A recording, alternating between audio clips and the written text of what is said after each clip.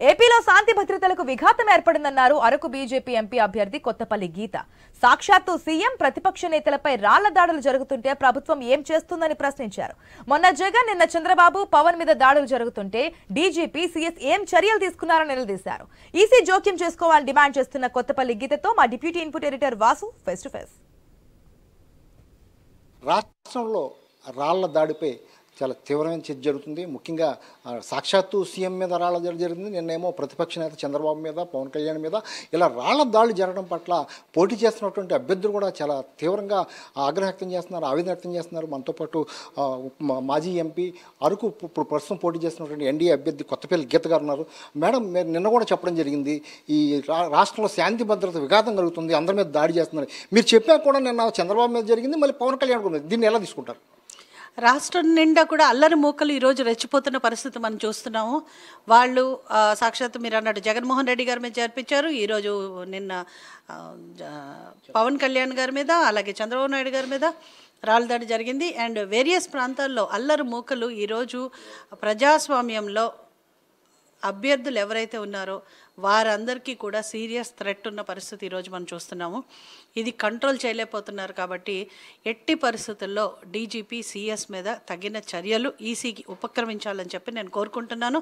అలాగే శాంతి భద్రతలు పూర్తిగా వైఫల్యం చెందిన ఈ ప్రభుత్వాన్ని ఎలక్షన్ కమిషన్ 100% చర్యలు చేపట్టాలి. ఇదంతా ఎవరి వైఫల్యం అని మీరు భావిస్తున్నారు?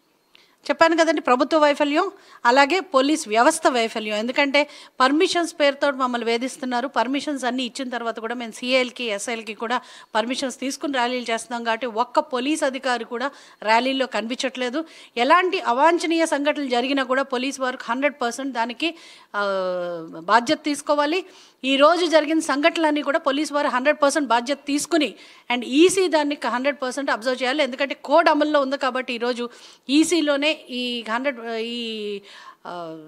ఈసీఏ 100 నిర్ణయం తీసుకోవాలి.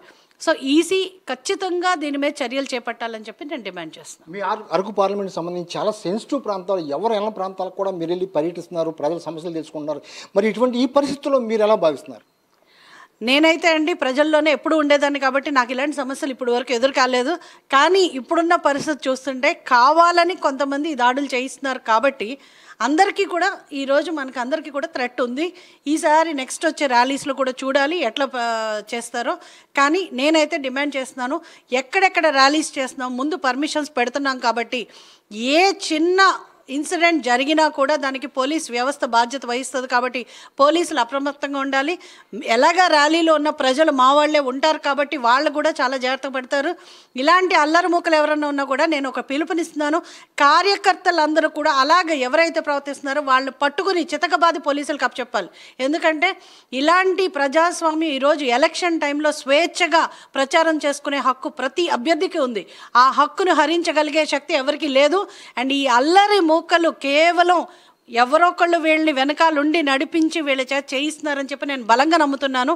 ఇది ప్రజల వ్యతిరేకత కాదు, ప్రజలు చేస్తున్నది కాదు, ఖచ్చితంగా ఒక అల్లరి మూకలే చేస్తున్నారు. కాబట్టి ఇది కంట్రోల్ చేయకపోతే ప్రభుత్వం తీవ్రంగా కూడా నష్టపోతుంది, ప్రజాప్రతినిధులు నష్టపోతారు. అండ్ ఎలక్షన్ కమిషన్ ఏదైతే చర్యలు చేపట్టకపోతే ఈ ఎలక్షన్ స్వేచ్ఛగా జరిగినట్టు కాదు, ప్రజాప్రతినిధులకు ఆ స్వేచ్ఛను హరించినట్టు అవుతుంది. కాబట్టి ఇమీడియట్గా చర్యలకు ఉపక్రమించాలి. చివరిగా మేడం, ఈ శాంతి భద్రత విఘాతం కానీ లేకపోతే మీ రక్షణ గురించి కానీ ఒక బీజేపీ అభ్యర్థిగా మీరు కేంద్రానికి ఏమైనా నివేదిస్తారా?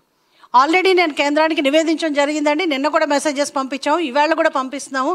ఎందుకంటే అభ్యర్థులకి స్వేచ్ఛగా ప్రచారం కల్పించవలసిన హక్కు కేంద్ర ప్రభుత్వానికి, ఎలక్షన్ కమిషన్కి ఉంది. కాబట్టి ఎలక్షన్ కమిషన్ కూడా దీని మీద మళ్ళీ నా వైపు నుంచి కూడా కంప్లైంట్ ఫైల్ చేస్తాను. ఇది మొత్తానికి తక్షణం ఎలక్షన్ కమిషన్ కలగజేసుకోవాలని, శాంతి భద్రత విఘాతం కలగకుండా కూడా రక్షణ తీసుకోవాలని, అభ్యర్థులకు కూడా రక్షణ కల్పించాలని కొత్తపల్లి గీత గారు అయితే కోరుతున్నారు. కెమెరా పర్సన్ స్వామితో వాసు, ఐ న్యూస్, విశాఖ.